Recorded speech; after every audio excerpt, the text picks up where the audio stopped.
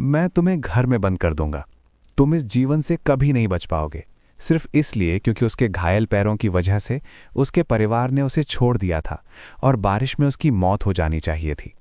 लेकिन मैं, एक मामूली किरदार जो किताब में आ गया, उसे घर लाने के लिए अपनी सारी बचत खर्च कर दी। तुम्हें मुझे छूने की इजाज़त किसने दी? उसने मुझे घूरते हुए पूछा। अचानक उसने हाथ उठाया और मैंने उसके हाथ में एक चम्मच थमा दिया। या तो पकाओ या भूखे रहो। बाद में जब मुख्य पुरुष और महिला कलाकार मेरे दरवाजे पर आए तो हवा की सीढ़ी का पूर्व खलनायक एप्रन पहने हुए था और दांत पीसते हुए मछली काट रहा था। मैं घर से एक और आवारा बिल्ली उठा लूंगा। आज रात में उसे सूप में पकाऊंगा। मेरा नाम ज़ीरो है। जैसे ही मैं काम से निकलने वाला था, वार्ड में अचानक हंगामा मच गया। अस्पतालों में इस तरह की चीज़ें आम हैं। मैंने परिवार वालों को मनाने की कई बार तैयारी की है। हालांकि जब मैं वार्ड में दाखिल हुआ, इससे पहले कि मैं कुछ बोल पाता, मुझ पर एक व्हील चेयर से हिंसक हमला किया गया। तेज धक्के से मैं लगभग गिर ही गया था और इससे पहले कि मैं अपना संतुलन संभाल पाता, मुझे एक तीखी आवाज़ सुनाई दी। जो कोई भी इस अपाइश को लेना चाहे ले जा सकता है। मैं इसके इलाज का खर्च नहीं उठाऊंगा। अगर कोई और रास्ता ना बचे तो आपका अस्पताल इसे ले जाकर मरने दे। व्हीलचेयर पर बैठी महिला ने अपना सिर नीचे कर लिया और ये सुनकर एकदम शांत खड़ी रही। अगर उसकी छाती का ऊपर नीचे होना ना होता तो मैं समझ जाता कि वो मर चुकी है। हेड नर्स अजीब तरह से वहीं खड़ी रही। बोलने वाले आदमी को शांत करने की कोशिश कर रही थी, लेकिन बदले में उसे सिर्फ घूरना ही मिला। फिर उस आदमी ने हम सबको धक्का देकर एक तरफ कर दिया, चुप महिला पर थूका और गाली देते हुए कहा, छी, अगर मैं तुम्हारी जगह होता तो बोझ बनने से बचने के लिए बहुत पहले ही मर गया होता। थूकने के बावजूद महिला एकदम शांत और बेसुध रही। वो किसी मूर्ति जैसी लग रही थी। मैंने जल्दी से एक टिश्यू निकाला और उसके पास जाकर उसके बालों से गंदगी साफ की और इस मौके का फायदा उठाकर उसके चेहरे को ध्यान से देखा। वो बेहद खूबसूरत थी। उसकी त्वचा इतनी सफ़ेद थी कि मानो पारदर्शी हो, और अब छाया में डूबी हुई उसमें एक अनोखी सुंदरता थी। मैं उसकी सुंदरता से मंत्रमुग्ध हो गया और काफ़ी देर तक वहीं अवाक खड़ा रहा। फिर शर्म से लाल होकर मैंने नर्स से पूछा कि उसके साथ क्या हुआ है। नर्स ने असहाय होकर आह भरी और कहा, उसका कार एक्सीडेंट हो गया था। उसकी नसें क्षतिग्रस्त हो गई हैं और उसके दोनों पैर विकलांग हो गए हैं। अब कोई उसकी देखभाल नहीं करता और उस पर लगभग 10,000 युवान का मेडिकल बिल बकाया है। उसके चाचा भी भुगतान करने से इनकार कर रहे हैं। मैंने उस महिला को ध्यान से देखा, अपना फ़ोन निकाला, अपना बैलेंस चेक किया और मन बना लिया। मैंने उस आदमी से कहा, आप उसे नहीं चाहते हैं ना, तो मैं उसे ले जाता हूँ। मेरी बात सुनकर नर्स चौंक गई। क्या कहा तुमने? मैं धीरे से हंसा। कुछ नहीं, मेरे पास पर्याप्त पैसे हैं। उसने मेरी ओर देखा। उसकी आंखों में अस्वीकृति थी। दुनिया में इतने सारी बीमार लोग हैं, तुम उन सबके मेडिकल बिल तो चुका नहीं सकती है ना? वैसे भी तुमने अभी अभी ग्रेजुएशन किया है, तुम्हें पहले अपना खर्च खुद उठाना चाहिए। ये सुनकर व्हीलचेयर पर बैठी महिला थोड़ी हिली। मैंने लापरवाही से अपना सिर झटक दिया। चिंता मत करो, मुझे पता है मैं क्या कर रही हूँ। मैं बस इसी एक आदमी को जानती हूँ। मैंने ताना मारा। मैंने पहले कभी किसी को विकलांग व्यक्ति को घर लाते नहीं देखा। अगर तुम्हें वो पसंद है तो उसे ले जाओ और मुझे फिर परेशान मत करना। इतना कहकर मैं मुड़ी और चली गई। डर लग रहा था कि कहीं मैं उसका पीछा ना कर लूं और फिर से इस झंझट में न फंस जाऊं। व्हीलचेयर पर बैठी महिला को देखकर मैं आह भरे बिना नहीं रह सकी। इस किताब में आने के बाद से 20 साल से ज़्यादा समय से मैं एक राहगीर की तरह सावधानी से जी रही हूँ, हर चीज़ से बचती रही हूँ। कहानी के मुख्य पुरुष और महिला किरदारों से जुड़ी हर चीज़ का अंत इस बात से हुआ कि मैंने एक खलनायक दाबाओ को उठाकर उसे घर ले आई। कभी घमंडी और सुविधा संपन्न रहा वो नौजवान अब 10,000 युवान में मेरे द्वारा वापस खरीदा गया था। जब हम घर पहुंचे तब भी उसने मुझसे बात नहीं की। उस छोटे से किराए के कमरे में मैं ही अकेली थी जो खुद से बातें कर रही थी। तुम्हारा नाम क्या है? तुम्हारी उम्र कितनी है? क्या तुम्हें भूख लगी है? मैं तुम्हारे लिए खाना बना देती हूँ। उसने कोई जवाब नहीं दिया, बस अपना सिर नीचे करके अपनी सुन्न मजबूत टांगों को घूरती रही। मेरे पास कोई चारा नहीं था सिवाय इसके कि मैं उसके पास जाऊं और उसका सिर उठाकर उसकी धुंधली आंखों में देखते हुए उससे एक एक शब्द करके पूछूं, क्या तुम्हें भूख लगी है? वो मेरे इस व्यवहार से हैरान लग रही थी। उसकी पुतलियां सदमे से कांप रही थीं। थोड़ी देर बाद उसने आखिरकार खामोशी से जवाब दिया, वो 18 साल की थी। उसकी आवाज़ भारी थी, जैसे कोई जंग लगी जेब घड़ी हो, मानो उसने बहुत समय से बात न की हो। मैं एक पल के लिए स्तब्ध रह गया। फिर मुझे एहसास हुआ कि वो मेरे पिछले सवाल का जवाब दे रही थी, लेकिन उसने अभी तक ये नहीं बताया था कि वो क्या खाना चाहती है। इसलिए मैंने अपने स्वाद के अनुसार खाना बनाया। ठीक है, मेरा नाम लिंशिया है और मैं तुमसे कुछ साल बड़ी हूँ। मैंने कल रात के बचे हुए चावल से अंडे डालकर एक बड़ा बर्तन भरकर फ्राइड राइस बनाया, उसे 2 कटोरियों में बांटा और उसे दे दिया। साइलेंस ने एक उंगली भी नहीं हिलाई। उसने अपना सिर दूसरी तरफ मोड़ लिया। मैंने हार नहीं मानी और कटोरी पकड़े रहा। पता नहीं कितना समय लगा, लेकिन मेरे हाथ इतने कांप रहे थे कि मैं मुश्किल से कटोरी पकड़ पा रहा था। आखिरकार उसने हाथ बढ़ाकर खाना लिया और उसे अपने बगल में मेज़ पर रख दिया, लेकिन फिर भी उसने नहीं खाया, बस चुपचाप अपना सिर नीचे कर लिया। मुझे थोड़ा गुस्सा आया। तुम किससे बहस कर रही हो? क्या तुम बच्ची हो? ठीक है, तुम खाना नहीं खाना चाहती हो तो मैं भी नहीं खाऊंगी। तुम खुद को भूखा रखोगी। उसने अचानक ऊपर देखा, मेरी तरफ जल्दी से एक नज़र डाली और फिर अपना पानी पी लिया। उसकी आंखों में संदेह, सदमा और दबी हुई भावनाएं थीं, लेकिन विश्वास नहीं था। मैंने अपना वादा निभाया और 2 दिनों से लगातार काम कर रहे अपने शरीर को घसीटते हुए देर रात तक उसके साथ समय बिताया। जैसे ही मेरे मुंह में मरोड़ उठने लगी और पेट में अजीब सी हलचल होने लगी, मेरे सामने मूर्ति की तरह खड़ी वो लड़की आखिरकार हिली। उसने अपने सूखे होठों को चाटा और कर्कश आवाज़ में बोली, क्या आप मुझे एक गिलास पानी ला सकते हैं? मैं लड़खड़ाते हुए खड़ा हो गया। संतुलन बनाने के बाद मैंने सिर हिलाया और उसे तिरस्कार भरे लहजे में पूछा, पानी पीने के बाद आपको ठीक से खाना भी तो खाना चाहिए, है ना? उसने हल्के से सिर हिलाया। तभी मैं बाहर गया और पानी की केतली उबाली और उसे देते हुए एक स्ट्रॉ पकड़ा दिया। मैंने उसके पानी खत्म होने का इंतज़ार किया, फिर धीरे धीरे चिकना, अब ठंडा हो चुका तला हुआ चावल खाया। वो खाते हुए मुझे देखती रही और जब उसने देखा कि मैं नहीं खा रहा हूँ तो उसने खाना बिल्कुल बंद कर दिया। उस पल वो बिल्कुल भी किसी निर्दयिका जैसी नहीं लग रही थी, बल्कि वो एक बेघर, गोदली हुई, असुरक्षित बिल्ली के बच्चे के जैसी लग रही थी। मैंने बेबसी से आह भरी, उसका चावल वापस छीन लिया, उसे वापस पैन में डाला, उसमें थोड़ा कटा हुआ मांस मिलाया, कुछ देर तक भुना और उसे वापस दे दिया। खा लो, मैं भी खा लूंगी। शेनमो ने कटे हुए मांस के साथ तले हुए चावल का कटोरा पकड़ा हुआ था। उसने आधे मांस के टुकड़े छीलकर मुझे दे दिए। जब मैंने उसकी तरफ देखा तो उसने फिर से अपना सिर नीचे कर लिया, मानो कुछ हुआ ही ना हो। ये व्यक्ति सच में अजीब है। जब सोने का समय हुआ तो मैं उसका कोट उतारने में मदद करना चाहती थी और उसे बिस्तर तक ले जाना चाहती थी। मेरे लिए ये उसकी देखभाल करने जैसा था। वो चलने फिरने में असमर्थ किसी भी अन्य मरीज से अलग नहीं थी, लेकिन वो व्हीलचेयर के आर्मरेस्ट को कसकर पकड़े हुए थी। उसका चेहरा लाल था और वो मुझे उसे बाहर ले जाने से मना कर रही थी। मैं खुद संभाल लूंगी, उसने कहा। मैं बाहें मोड़े उसे घूरती रही, हिलने से इनकार करती रही। मेरी निगाहों के नीचे वो लगभग पिघल गई। एक पल की चुप्पी के बाद उसने ऊपर देखा। उसकी आंखें नम और सूजी हुई थीं जैसे किसी कुत्ते की। अब मैं और बर्दाश्त नहीं कर सकती थी। मैंने आह भरी, मुड़ी और दरवाज़ा बंद कर दिया। अंदर से चीखने चिल्लाने की आवाज़ आई और कपड़ों के घिसटने की आवाज़। फिर एक दबी हुई धमक सुनाई दी, मांस की ज़मीन पर गिरने की आवाज़।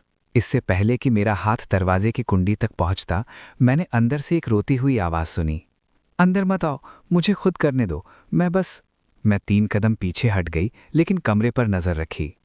कुछ देर बाद उसने कर्कश आवाज़ में कहा, ठीक है, अंदर आ जाओ। जैसे ही मैं अंदर गई, मैंने फर्श पर गंदगी देखी। कपड़े इधर उधर बिखरे हुए थे और एक व्हीलचेयर एक तरफ पलटी हुई थी। शेनमो मेरे छोटे से बिस्तर पर सिकुड़ी हुई थी। उसकी पीठ ठंडे पसीने से भीगी हुई थी और वो थोड़ी कांप रही थी। मैंने कुछ नहीं कहा, बस उसके पास गई और उसे कंबल उड़ा दिया, फिर कमरे को साफ करने के लिए मुड़ गई। मैंने उससे पूछा कि वो कल क्या खाना चाहती है और कहा कि मैं किराने का सामान पहले से खरीद लूंगी। उसने कोई जवाब नहीं दिया और मैंने उससे और कुछ नहीं पूछा। हर नया विकलांग मरीज ऐसा ही होता है। उन्हें अपनी विकलांगता को स्वीकार करने और मदद लेने के लिए मानसिक रूप से तैयार होने में समय लगता है। मैं उसकी बात समझती थी, लेकिन जिंदगी कोई उपन्यास नहीं है, इतना समय नहीं दिया जा सकता। वो नाजुक है, मैं उसे ज़्यादा से ज़्यादा 3 दिन और दूंगी। चाहे कुछ भी हो जाए, उसे खुद को संभालना होगा। गंदगी साफ करने के बाद मैं उस रात ज़मीन पर सोई। अगले दिन जब मैं उठी तो सूरज आसमान में काफ़ी ऊंचा था। सौभाग्य से छुट्टी का दिन था। वरना परेशानी हो जाती। मुझे अपने ऊपर एक अतिरिक्त कंबल मिला। शैनमो ने ही मुझे उससे ढका होगा। वो अभी भी उसी स्थिति में थी जैसे पिछली रात थी। मैंने शांति से उसे कंबल से बाहर निकाला।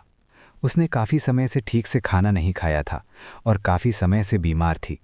उसकी हड्डियां बिल्कुल कमज़ोर हो गई थीं।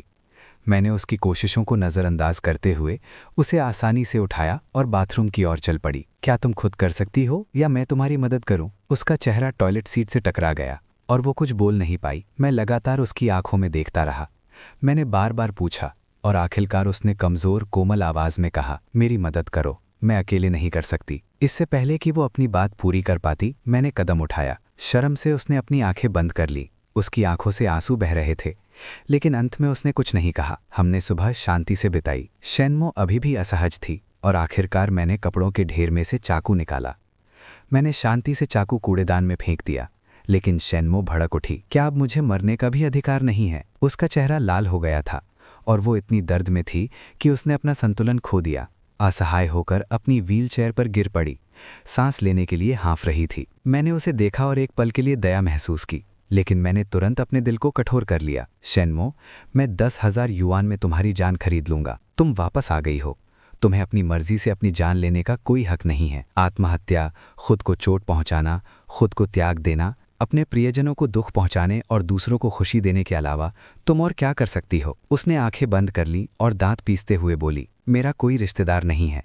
लेकिन क्या मैं तुम्हारी रिश्तेदार नहीं हूं? आखिर मैंने तुम्हारी जान बचाई है। वो कुछ नहीं बोली, बस चुपचाप अपने आंसू बहने देती रही। तुमने मुझे क्यों बचाया? हमारा क्या रिश्ता है? उसने सीधे जवाब नहीं दिया, बस मन ही मन कहा, मैं एक अनाथ हूं। उस तरह की अनाथ जिसका पूरा परिवार मर गया। मैं कई परिवारों की दया पर पली बढ़ी। जूनियर हाईवे में बीमार पड़ गई। ज्यादा गंभीर नहीं, लेकिन इलाज में बहुत पैसा खर्च हुआ। उस समय मेरे पास सिर्फ 20 युआन थे और मैं दवाइयां नहीं खरीद सकती थी। कोई भी मेरी दवाइयां खरीदने में मदद करने को तैयार नहीं था। इसलिए मैं छात्रावास में अपने बिस्तर पर दुबक कर बस यही प्रार्थना करती रही कि दर्द जल्द ही मेरी जान ले ले। उस समय मैंने सोचा, अगर मैं बच गई और भविष्य में मुझसे जैसे ही हताश किसी से मिली तो मुझे उसे बचाना ही होगा। मैं उसे अपनी तरह मरने का इंतजार करते हुए नहीं छोड़ सकती। ये कहते हुए मैं नीचे बैठ गई और धीरे से अपना सिर उसके सुन्न पैर पर रख दिया। मेरी आवाज़ धीमी थी, इसलिए इसे मेरे लिए थोड़ा और जीने की कोशिश समझो। शैनमो ने कुछ नहीं कहा, लेकिन अनजाने में ही मेरे पैर को कसकर पकड़ लिया। तब से उसने फिर कभी आत्महत्या करने की कोशिश नहीं की। दिन में मुझे काम पर जाना पड़ता है, इसलिए शैनमो घर पर अकेली ही रहती है। जब भी मैं बाहर जाती हूँ, मुझे उसके लिए खाना पहले से तैयार करना पड़ता है। काम पर जाने से पहले मुझे सारे चाकू सावधानी से छिपाने पड़ते थे। काम से लौटने के बाद मैं खाना बनाने, कपड़े धोने और उसके शरीर को साफ करने में व्यस्त रहती थी। मैं इतनी थक जाती थी कि बिस्तर पर लेटते ही सो जाती थी। शैनमो चुप और खामोश रहती थी, लेकिन वो हर संभव मदद करती थी। एक दिन मैं काम से घर लौटी और उसे लिविंग रूम में नहीं देखा। शैनमो, शैनमो, मैंने उसका नाम पुकारा और पूरे बेडरूम में उसे ढूंढा, लेकिन वो कहीं नहीं मिली। मैं घबरा गई और जल्दबाजी में ठोकर खाकर बुरी तरह गिर पड़ी। शोर से शैनमो चौंक गई। वो अपनी व्हीलचेयर पर दौड़ती हुई आई। उसके शरीर से खाना पकाने के तेल की गंध आ रही थी और उसके हाथ में एक चम्मच था। क्या हुआ? क्या हुआ? क्या तुम गिर गई? उसने गुस्से से भरी आंखों से कहा। मैं रसोई में थी और चूल्हे का हुड बहुत शोर कर रहा था। मैंने तुम्हें पुकारते हुए नहीं सुना। शैनमो ने देखा कि मैं ठीक हूं और अपनी व्हीलचेयर पर वापस रसोई में चली गई। रात के खाने से पहले बस एक ही बर्तन बचा था। ओह, और क्या तुम साथ ही साथ कपड़े वॉशिंग मशीन में टांग दोगी? मैं कपड़े टांगने वाली रस्सी तक नहीं पहुंच सकती। मैंने मिलीजुली भावनाओं के साथ अपना खाना खाया। ये पहली बार था जब मैंने शैनमो के हाथ का बना खाना खाया था। मेरे सामने बैठी शैनमो ने शांत और सहज भाव से कहा, अब से मैं तुम्हारे लिए खाना बनाऊंगी। काम खत्म होने के बाद तुम आराम कर सकते हो। उस समय तो मैंने बस सिर हिला दिया, लेकिन रसोई में बर्तन धोते समय मुझे एहसास हुआ कि वो इस जगह को अपने घर जैसा मानती थी। शैनमो ने मुझे अपने परिवार के सदस्य की तरह मानना शुरू कर दिया था। अगले दिन मैं जल्दी उठी और किराने का सामान खरीदा। मैंने शैनमो से कहा कि मैं ब्रेस्ड पोक रिब्स खाना चाहती हूँ। वो थोड़ी शर्मिंदा दिखी, जो उनके लिए बहुत कम होता था। उसकी शर्मिंदा शक्ल देखकर मुझे हंसी आ गई और मैंने उसे फ़ोन थमा दिया। मैंने कहा, कुछ रेसिपीज़ देख लो, मेरे पास तुम्हारे लिए सिम कार्ड है और हमने वीचैट पर एक दूसरे को ऐड कर लिया है। अगर तुम्हें किसी चीज़ की ज़रूरत हो तो मुझे कॉल कर लेना। लेकिन जैसे ही मैं जाने लगी, उसने कहा, ओह, और काम से छुट्टी के बाद सोया सॉस खरीदना याद रखना, घर पर बस थोड़ा सा ही बचा है। ठीक है, ठीक है। उस दिन से शेनमो के विचार आत्महत्या के बारे में सोचने से हटकर आज क्या खाना है और कल कौन सा सूप बनाना है इस बारे में सोचने में लग गए। हमारी चैट हिस्ट्री में मुझसे खाने के बारे में और किराने का सामान और मांस खरीदना याद रखने के बारे में पूछे गए सवालों से भरी हुई थी। मैंने उसे एक क्रूर खलनायिका से एक गृहिणी में बदलते देखा और उसके चेहरे पर बढ़ती गुलाबी रंगत से पता चलता था कि कम से कम उसे इससे कोई आपत्ति नहीं थी। अब जीवन एक शाम खाने की मेज़ पर जब मैं पोक रिब सूप पी रहा था, मैंने उससे यूं ही पूछा, क्या तुमने कभी दोबारा खड़े होने के बारे में सोचा है? मेरा एक सीनियर सहपाठी है जो पुनर्वास तकनीकों में बहुत माहिर है। वो जल्द ही हमारे इलाके में आ रहा है। क्या तुम आना चाहोगी? इससे पहले कि मैं अपनी बात पूरी कर पाता, उसने ठंडे लहजे में चॉपस्टिक पटक दी। मैंने खाना खत्म किया और उसे गुस्से में चाहते हुए देखता रहा, कुछ बोल नहीं पाया। मैं उसके कमरे तक भागा, उसे पकड़ा और गंभीरता से समझाया, तुम्हारी चोट को ज़्यादा समय नहीं हुआ है। थोड़ी सी कोशिश से अभी भी खड़े होने की उम्मीद है। चलो कोशिश करते हैं, ठीक है? उसने मेरी तरफ देखा। उसकी आंखें धीरे धीरे लाल हो रही थीं और ठंडे लहजे में पूछा, क्या तुम मुझे विकलांग होने के कारण भी तुच्छ समझते हो? क्या तुम मुझे अब और नहीं चाहते? मुझे कभी उम्मीद नहीं थी कि वो मेरे शब्दों को इस तरह समझेगी। मेरा मतलब ये नहीं था, लेकिन तुम्हारा मतलब यही था। उसकी आंखों से आंसू बहने लगे, लेकिन उसने उन्हें पोंछा नहीं, बस ठंडे लहजे में मेरा मजाक उड़ाया और मुझसे भिड़ गई। कुछ समय तक हम एक गतिरोध में फंसे रहे। अचानक मुझे थोड़ी ऊब महसूस हुई। अगर आप यही सोचते हैं तो मैं कुछ नहीं कर सकता। आखिर मैं भी इंसान हूँ। काम के लंबे दिन के बाद मैं थक गया हूँ। चलो आराम करते हैं। और इस तरह हम दोनों के बीच अचानक एक तरह का शीत युद्ध शुरू हो गया। ऊपरी तौर पर सब कुछ पहले जैसा ही था। मैं काम करता रहा और वो खाना बनाती रही, लेकिन हम दोनों में से किसी ने भी कुछ नहीं कहा। कभी कभी तो हम 3 दिनों तक एक शब्द भी नहीं बोलते थे। उसने बड़ी मेहनत से जो वज़न बढ़ाया था, वो बिना उसकी जानकारी के गायब हो गया। वो फिर से चाकू को खाली निगाहों से घूरने लगी और हर रात उसे बुरे सपने आते थे। हर बार जब वो जागने की कोशिश करती तो चुप रहती। हमने कभी बात नहीं की। मुझे समझ नहीं आ रहा था कि उसके अतीत और उसके टालमटोल वाले रवैये के बारे में क्या करूं। मैं पहले से ही हर दिन काम से थका हुआ रहता था और फिर घर आकर उसका उदास चेहरा देखना पड़ता था। इससे मेरा दिल गुस्से से भर जाता था, लेकिन मुझे नहीं पता था कि किससे अपना गुस्सा निकालूं। तभी एक जोरदार धमाका हुआ, जिसके बाद कई और चटकने की आवाज़ें आईं। शोर इतना तेज था कि मैं अनदेखा करने का नाटक नहीं कर सकती थी। मैं दौड़कर बेडरूम में गई और शेनमो को ज़मीन पर पड़ा देखा। उसके चेहरे पर दबा हुआ दर्द साफ झलक रहा था। उसके चारों ओर कटोरे बिखरे पड़े थे और कुछ टुकड़ों से उसके गाल पर चोट लग गई थी। मेरा दिल फिर से दुख से भर गया और मैंने जल्दी से उसे उठाया, लेकिन उसने मुझे कस कर पकड़ लिया और मुझसे लिपट गई, जिससे मेरे लिए हिलना भी मुश्किल हो गया। मैंने चिड़चिड़ाकर कहा, तुम क्या कर रही हो? क्या तुम मरना चाहती हो? क्या मुझे जीना चाहिए? शेनमो की आंखें लाल हो गईं। मुझे सच में नहीं पता था कि उसके जैसी खलनायिका में इतने आंसू कहाँ से आते हैं। वो मेरे ऊपर झुक गई। उसकी आवाज़ नरम पड़ गई और वो गिड़गिड़ाने लगी, मुझे छोड़कर मत जाओ, मैं अच्छी बच्ची बनूंगी। मैंने कब कहा कि मैं तुम्हें नहीं चाहती? उसने कोई जवाब नहीं दिया, बस मेरी बाहों में और कसकर लिपट गई। जानती हो, मेरे पास सिर्फ तुम हो। हाँ, हमारे पास सिर्फ एक दूसरे का सहारा है। मैं एक अनाथ थी जिसका पूरा परिवार पुनर्जन्म के बाद मर गया था। वो एक अपाहिज खलनायिका थी जिसे सबने त्याग दिया था।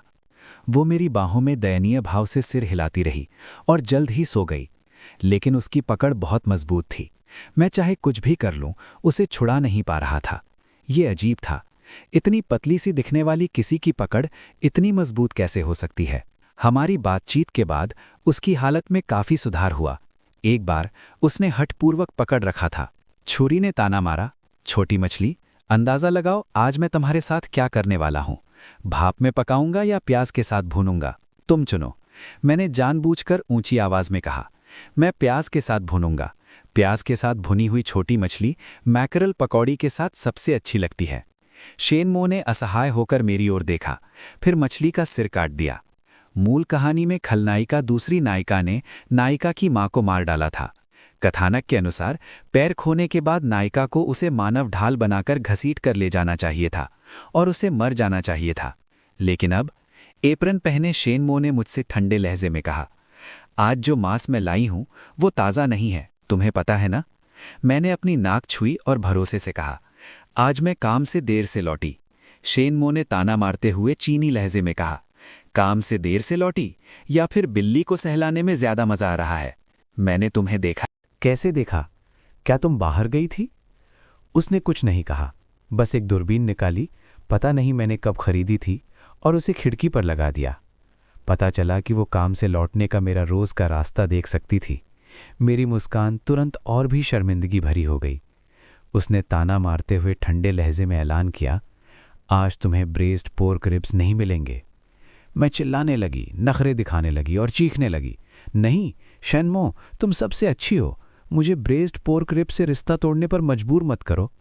उसने ठंडी निगाहों से मेरी तरफ देखा, नाक सिकोड़ी और फिर खट्टी मीठी पोर्क रिब्स की एक प्लेट ले आई। मेरा चेहरा तुरंत बदल गया। ठीक है, मैं ब्रेस्ड पोर्क रिब से रिश्ता तोड़ सकता हूँ। खट्टी मीठी पोर्क रिब्स, चलो शादी कर लेते हैं। मेरा ये भाव परिवर्तन गिरगिट से भी तेज था, जिससे शेनमो हंस पड़ी। उसकी पहले की भावहीन आंखें अब धूप में नहाई हुई मानो जीवंत हो उठी थीं।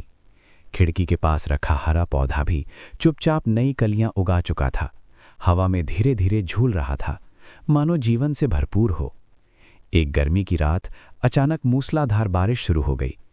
मैंने बाहर मूसलाधार बारिश को देखा, टैक्सी न मिलने की चिंता में, और इलेक्ट्रिक स्कूटर से घर जाना तो नामुमकिन था। मैं अभी यही सोच ही रहा था कि बारिश में ही दौड़कर घर जाऊं या नहीं, तभी कुछ हॉर्न की आवाज़ ने मेरा ध्यान खींचा। मैंने ऊपर देखा तो मेरे विभाग का एक डॉक्टर अपनी कार से मुझे हाथ हिला रहा था। उसने चिल्लाकर कहा, अंदर आ जाओ, मैं तुम्हें घर छोड़ दूंगा।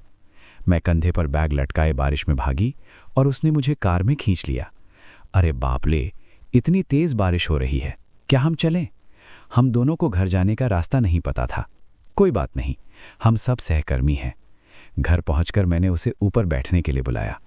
हम रास्ते भर बातें करते और हंसते रहे।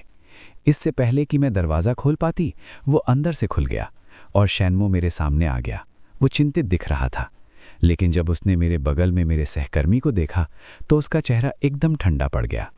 उसने दरवाजे पर खड़े होकर ठंडे स्वर में पूछा, ये कौन है? मेरे सहकर्मी ने अपना सिर खुजाया, मुस्कुराया और पहल करते हुए अपना हाथ बढ़ाया। नमस्ते, मैं लिनशिया का सहकर्मी हूं। मैंने आपसे कुछ नहीं पूछा। उसके अचानक गुस्से ने मेरे सहकर्मी और मुझे दोनों को चौंका दिया। मैं खुद को रोक नहीं पाई और उससे पूछा, आप क्या कर रहे हैं? अगर वो मुझे घर नहीं छोड़ते तो मुझे नहीं पता कि मैं कितनी भीग जाती। मेरी बातें सुनकर शेनमो का शुरुआती गुस्सा, जो पहले बहुत गुस्से में था, अचानक मानो उसकी सारी ताकत खत्म हो गई हो। उसका मनोबल पूरी तरह से टूट गया हो। उसने मुझे गहरी नज़र से देखा। उसकी पीठ धीरे धीरे झुकी, फिर वो चुपचाप मुड़ा और अपनी व्हीलचेयर पर बैठकर अपने कमरे में वापस चला गया। उसकी आंखों में आंसुओं की झलक थी। मेरे सहकर्मी जियान जुआंग ने कड़वी मुस्कान के साथ लिनशिया से पूछा कि क्या उसने कुछ गलत समझा है। मैं शेनमो के जाते हुए रूप को जटिल भावनाओं से देखता रहा और अंत में मुझे भी बहुत बुरा लगा। शेनमो, मुझे भूख लगी है, मैंने कहा। मेरे बोलते ही दरवाज़ा चरमराते हुए खुला।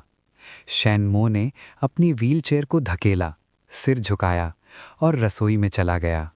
वो गर्मा गर्म पकी हुई सूअर की पसलियों का एक कटोरा लेकर आया और चॉपस्टिक और एक कटोरी निकाली। इसके बाद वो अकेले खिड़की के पास गया और हरी शाखाओं को खाली निगाहों से देखता रहा। मैंने पूछा, क्या तुम खाना नहीं खाओगे? उसने कोई जवाब नहीं दिया। उस पल ऐसा लगा जैसे जब मैं उसे पहली बार घर लाई थी, मैं ही लगातार बोल रही थी, जबकि वो चुपचाप अपनी ही दुनिया में खोया बैठा था। बोलते बोलते मेरा गला सूख गया। फिर मैंने उसे कुछ बुदबुदाते हुए सुना, क्या मैं सच में इतना बेकार हूँ? मैंने भौहें चढ़ाकर उसे हैरानी से देखा। ऐसा क्यों सोचते हो? मैंने पूछा। तुम बहुत अच्छी हो, तुम अच्छा खाना बनाती हो, कपड़े अच्छे से धोती हो और घर हर दिन एकदम साफ रहता है। उसने कड़वी मुस्कान के साथ मेरी तरफ देखा और कहा, लिंचिया, जब तेज बारिश होती है तो मैं तुम्हें लेने नहीं आ सकता। मैं तुम्हारे लिए छाता भी नहीं ला सकता। मैं बस घर पर बैठकर तुम्हारी सुरक्षा के लिए प्रार्थना कर सकता हूँ और कोशिश कर सकता हूँ कि तुम्हें कोई परेशानी ना हो।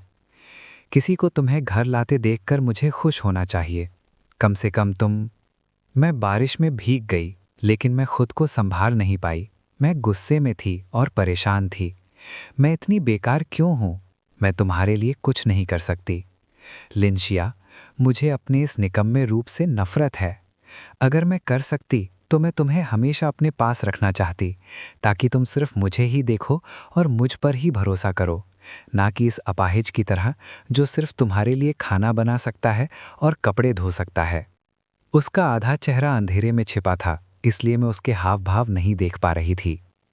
उसी क्षण आकाश में एक सुनहरी बिजली चमकी और उसका चेहरा रोशन हो गया। उसका चेहरा पीला और बेजान था और उसकी आंखों में डर और पागलपन भरा था। बस इसी क्षण मुझे समझ आया कि लेखक ने उसे इस तरह के संगीत से वर्णित क्यों किया था। मैं हमेशा उसे एक शांत बिल्ली का बच्चा समझती थी, लेकिन मैं भूल गई थी कि वो असल में एक टूटे हुए पैर वाला बाघ था। ऐसा लग रहा था कि वो किसी भी क्षण अपनी खून खराबे वाली प्रवृत्ति को प्रकट करने के लिए तैयार है। घुटन भरी खामोशी में वो मेरे पास आया, मेरा हाथ कसकर पकड़ा और पूछा, लिंशिया, क्या तुम मुझे इस हालत में भी स्वीकार करोगी? किताब में उसके बारे में दिए गए सभी वर्णन अब मेरी आंखों के सामने स्पष्ट रूप से प्रकट हो गए। वो मुझे घूर रहा था। उसकी निगाहें मानो दुनिया का सबसे स्वादिष्ट भोजन हो, जिससे मेरी रीढ़ की हड्डी में सिहरन दौड़ गई और मुझे पसीना आने लगा। मैं बस इतना ही कह पाई, नहीं, मैं ऐसा कैसे कर सकती हूँ? हम हमेशा परिवार रहेंगे। उसने बार बार परिवार शब्द दोहराया, फिर हंस पड़ा। सिर्फ परिवार? लिंशिया, तुम कितनी बेरहम हो। लेकिन परिवार भी ठीक है। जब तक तुम पूरी तरह से मेरी हो, कोई भी पहचान स्वीकार्य है। उसके विचार, उसने जो कुछ भी बताया उससे मैं चौंक गई। मैं समझ नहीं पा रही थी कि वो सच में ऐसा कह रहा था या ये सिर्फ एक गलतफहमी थी। शायद हमारे रोज़मर्रा के मेलजोल में उसके मन में एक तरह का रोमांटिक भ्रम पैदा हो गया था, या शायद ये सिर्फ सस्पेंशन ब्रिज इफेक्ट था जिसके कारण वो अपनी भावनाओं को गलत समझ रहा था। अगर ऐसा है तो शायद एक दिन उसे अकल आ जाएगी और वो मुझे छोड़ देगा। आखिरकार एक बाघ हमेशा अपने इलाके में लौटता है और मैं, ये छोटी कुतिया, या तो उसका भोजन बन जाऊंगी या उससे दूर रहूंगी। मैंने ज़बरदस्ती मुस्कुरा दिया। बेशक हम हमेशा एक दूसरे के साथ रहेंगे। उसने मेरी तरफ देखा और धीरे से एक ठंडी मुस्कान दिखाई। लिंशिया, तुम मेरी हो जाओगी। इस तरह घूरे जाना मुझे बहुत बुरा लगा। मैंने बस एक बहाना बना लिया। मैंने एक बहाना बनाया और जल्दी से अपने कमरे में वापस चली गई। जब मेरा दिल आखिरकार शांत हुआ तो मैं पसीने से भीगी हुई थी। शैनमो हमेशा की तरह शांत रहा। बिस्तर पर लेटकर उसने पूछा कि क्या मैं आज ऊपर आकर सोना चाहती हूँ। बारिश से फर्श बहुत गीला था। मैं एक पल के लिए हिचकिचाई, लेकिन फिर भी सिर हिला दिया। मैं कुछ नहीं कर सकती थी। अगर मैं खुद को गर्म नहीं रखती तो मुझे पक्का सर्दी लग जाती। आखिर मैं सर्दी की तकलीफ बर्दाश्त नहीं कर सकती थी। शैनमो ने अपनी कमीज उतार दी, जिससे उसकी पीली त्वचा दिखाई दी। वो थोड़ा मेरी तरफ झुका और ध्यान से पूछा, क्या ये ठीक है? क्या तुम आराम से हो? उसके अस्पष्ट सवाल के सामने मैं बिना जवाब दिए बस बेतरतीब ढंग से सिर हिला सकी। जैसे ही मुझे नींद आने लगी, मेरे पीछे से एक कोमल आह जैसी आवाज आई, लिंचिया, क्या तुम ठीक हो? मेरी भावनाएं भी तुम्हारी ही हैं, है ना? कोई बात नहीं। जिस दिन से तुम मुझे घर लाए, मैं तुम्हारी हो गई। मैं तुम्हारा इंतज़ार करूंगी। अगले कुछ दिनों में, सच कहूं तो मैंने ही उससे दूरी बनाए रखी। ये इसलिए नहीं था कि मैं आत्ममुग्ध थी, बल्कि इसलिए कि शैनमो ने अपनी भावनाओं को छिपाना बंद कर दिया था। वो कभी कभी मेरा हाथ छूता और मेरा सिर सहलाता। उसकी आंखें ऐसी जल रही होती मानो वो मुझे खा जाना चाहता हो। मैं मन ही मन खुश थी कि वो दिव्यांग है, वरना मैं सच में नहीं जानती कि इससे कैसे निपटूंगी। कम से कम अभी के लिए सब कुछ शांत था। कुछ दिनों बाद एक शाम, काम से लौटने के बाद कमरा एकदम अंधेरा था। एक भी बत्ती नहीं जल रही थी। मेरा फ़ोन भी बंद था। मैं अंधेरे में टटोलकर पावर स्विच ढूंढने में कामयाब हुई और उसे काफ़ी देर तक दबाए रखा। कोई जवाब नहीं आया। तभी अचानक एक आवाज़ आई जिससे मैं चौंक गई। बिजली गुल, बटन मत दबाओ। तुरंत ही एक गीले चिकने हाथ ने मेरा हाथ थाम लिया। धुंधली चांदनी में मैंने शैनमो को पहचान लिया और थोड़ी राहत महसूस की। वो मुझे शयन कक्ष में ले गया। कुछ मोमबत्तियां जल रही थीं। उनकी हल्की मंद रोशनी धीरे धीरे टिमटिमा रही थी। शैनमो का आमतौर पर ठंडा और कठोर चेहरा मोमबत्ती की रोशनी में नर्म पड़ गया। उसने टिमटिमाती मोमबत्ती की रोशनी में मेरी आंखों में देखा और हमारी निगाहों के बीच धीरे धीरे एक हल्की गर्माहट फैल गई। मैं असहज महसूस कर रही थी और उसकी निगाहों से बचने की कोशिश कर रही थी, लेकिन उसने धीरे से मेरा हाथ हटा दिया और मुझे मजबूर कर दिया कि मैं सीधे उसकी गहरी आंखों में देखूं। लिंशिया, आज तुम्हारा जन्मदिन है, उसने धीरे से कहा। मैं चौंक गई। फिर अचानक मुझे एहसास हुआ कि अक्टूबर का महीना आ चुका है। मैं इतनी व्यस्त थी कि अपना जन्मदिन ही भूल गई। आपको कैसे पता चला? मैंने आपको बताया तो नहीं था ना? मैंने उससे संदेह से पूछा। वो धीरे से मुस्कुराया और बोला, मैंने थोड़ी देर पहले तुम्हारे कपड़े धोते समय तुम्हारा आईडी कार्ड देखा था। मेरे पास अभी तुम्हें देने के लिए पैसे या कुछ और नहीं है, इसलिए मैंने खुद केक बनाया है। मैं जाकर तुम्हारे लिए ले आता हूँ। मेरा दिल थोड़ा पिघल गया और मैंने दृढ़ता से कहा। उसने एक मोमबत्ती ली और बाहर चला गया, लेकिन काफ़ी देर तक वापस नहीं आया। मैं देखने के लिए बाहर गई, लगभग किसी चीज़ से टकराते टकराते बची और सावधानी से बोली, लिंशिया, मैंने केक गिरा दिया। मुझे क्या करना चाहिए? मैंने तुम्हारा जन्मदिन खराब कर दिया। मुझे गुस्सा भी आ रहा था और हंसी भी। शैनमो हमेशा पीड़ित बनने का नाटक क्यों करता है? मैं खुद उसका जन्मदिन भूल गई थी। मैं उसे जन्मदिन खराब करने के लिए कैसे दोषी ठहरा सकती हूँ? ये सोचते हुए मैंने उसके चेहरे पर थोड़ी सी क्रीम लगाई और उसे अपने मुंह में डाल लिया। मैंने केक खाया और उपहार प्राप्त किया। वो मेरी हरकत से चौंक गया। हल्की चांदनी में भी उसके चेहरे पर शर्म साफ छलक रही थी। क्या उपहार? उसने मुस्कुराते हुए पूछा और अपने मुलायम बालों को सहलाया। तुम ही मेरा उपहार हो, भाग्य का दिया हुआ सबसे खूबसूरत चमत्कार। शैनमो ने अचानक ऊपर देखा।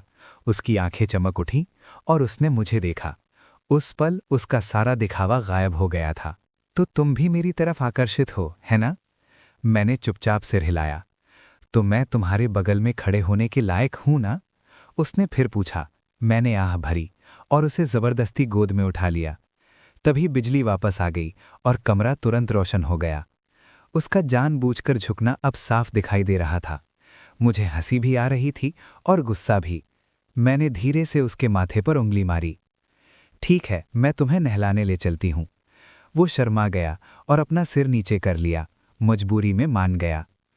ये स्नान तो बहुत ही कष्टदायक था। हम पहले भी साथ में नहा चुके थे, लेकिन आज का माहौल कुछ अलग ही था। उसका चेहरा उबले हुए झींगे की तरह लाल हो गया था। वो छटपटा रहा था। वो इतना शर्मीला था कि जब तक मैं उसे उठाकर बिस्तर पर नहीं ले गई, उसने मेरी तरफ देखा तक नहीं। तभी उसने हिम्मत करके अपना हाथ मेरे कंधे पर रखा। उसकी शर्मीली, लगभग नखरीली सी शक्ल देखकर मैं बेबस होकर अपना सिर नीचे करके अपना माथा उसके माथे से लगा दिया। ठीक है, मैं तैयार हो जाती हूँ, पहले मुझे छोड़ दो।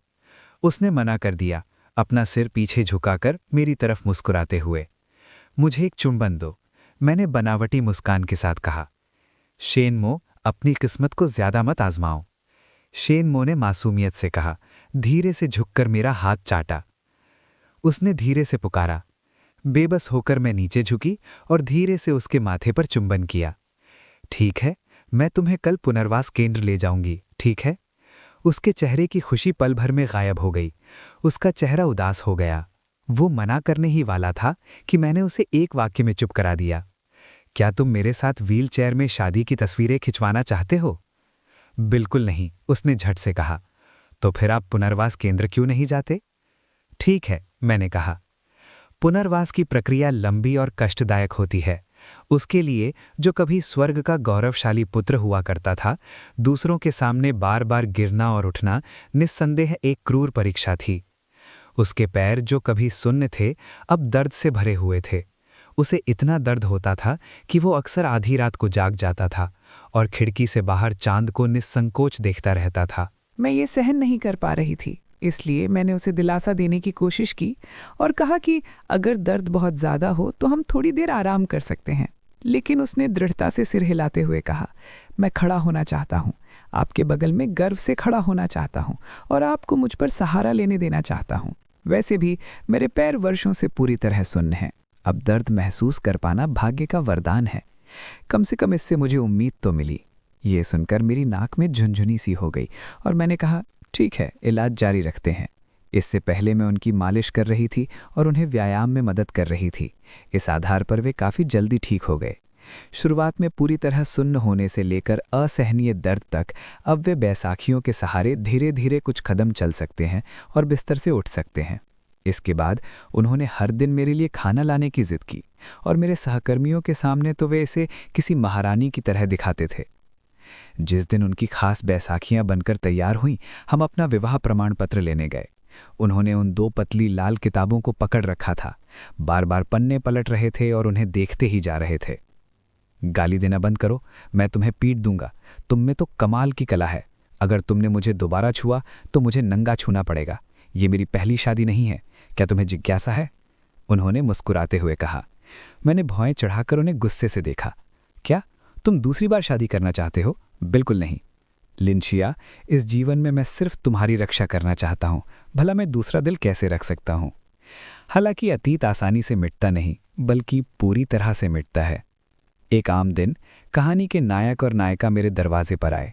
तब तक वे कहानी के अंत तक पहुंच चुके थे, खुशी खुशी शादीशुदा थे और सुख में जीवन जी रहे थे।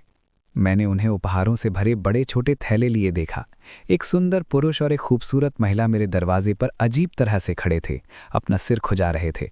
मुझे लगा कि वे गलती से गलत घर आ गए हैं, इसलिए मैंने कहा, माफ़ कीजिए, ये मेरा घर है। मैं उनके बीच से रास्ता बनाते हुए दरवाज़ा खोलने के लिए आगे बढ़ा। अप्रत्याशित रूप से जब उन्होंने मुझे देखा तो उनकी आंखें चमक उठीं और उन्होंने जल्दी से पूछा, क्या आप शेनमो को जानते हैं? मेरी पत्नी से तुम्हें क्या चाहिए? ये सुनकर कि वे शेनमो को ढूंढ रहे हैं, मैं तुरंत सतर्क हो गया। दरवाज़ा खोलने वाला हाथ चाबी को कसकर पकड़े हुए पीछे हट गया। मैं शेनमो की अतीत के बारे में जानता था। पिछले कुछ दिन शांतिपूर्ण रहे थे। मुझे लगा था कि अतीत बीत गया है, लेकिन अचानक ही कोई दरवाज़ा खटखटाने आया। मैं उसकी बहन हूँ, मेरा नाम शेन किंग है। महिला की आवाज़ कमज़ोर थी, मानो वे स्वीकार कर रही हो कि वो शेनमो की बहन है। जैसे ही उसने बोलना समाप्त किया, मुझे उसकी पहचान याद आ गई। वो मूल कहानी की नायिका थी, एक शक्तिशाली चरित्र जिसने नाजायज संतान होने के कारण शेनमो को करारा जवाब दिया था। उसके बगल में खड़ा आदमी कहानी का नायक लू चैंग होगा, जो एक निर्णायक और निर्दयी व्यक्ति है। मेरी भावनाएं उलझी हुई थीं और मैं उन्हें अंदर आने देने या न देने को लेकर दुविधा में था। अचानक दरवाज़ा खुला। शेनमो का चेहरा उदास था और वो पानी के धब्बों से सना हुआ था। कमरे के अंदर से एक दयनीय म्याऊं की आवाज़ आई। ऐसा लग रहा था कि उसने अभी अभी उस मोटी बिल्ली को नहलाया है जिसे मैंने उठाया था कल। वो दिन भर बस ये सब चीज़ें घर लाता रहता है, आखिर में मुझे ही उन्हें परोसना पड़ता है। तुम यहाँ क्या कर रहे हो? जब तुम यहाँ हो ही तो यूं ही खड़े मत रहो, जाओ मेरे पति के कपड़े धो दो। शेन किंग ने शेनमो को एक अजीब सी मुस्कान के साथ देखा और उसकी बातों पर ध्यान नहीं दिया। उसने अपने बैग उठाए और कमरे में चली गई। पति पत्नी छोटे से सोफे पर अजीब तरह से बैठे हुए मैंने उससे कहा कि परेशान मत हो, हम संतरे नहीं खाते, हम खुद छील लेंगे। आखिर में हीरो और हीरोइन दोनों ने एक एक बड़ा बदसूरत संतरा पकड़ा हुआ था और शेनमो और बिल्ली को बाथटब में कुश्ती करते देख रहे थे। अगर तुमने ये सब चीज़ें फिर से घर लाईं तो मैं तुमसे अभी निपटूंगी, मैंने रसोई से उस पर चिल्लाते हुए कहा। अगर मुझे यूं ही चीज़ें उठाना पसंद नहीं होता तो मैं तुम्हें घर कैसे लाती? उसने कुछ बार गुर्राया और कुछ नहीं बोला। फिर मैंने शेन किंग को खालीपन से बड़बड़ाते हुए सुना, क्या ये शेनमो है या मैं सपना देख रही हूँ?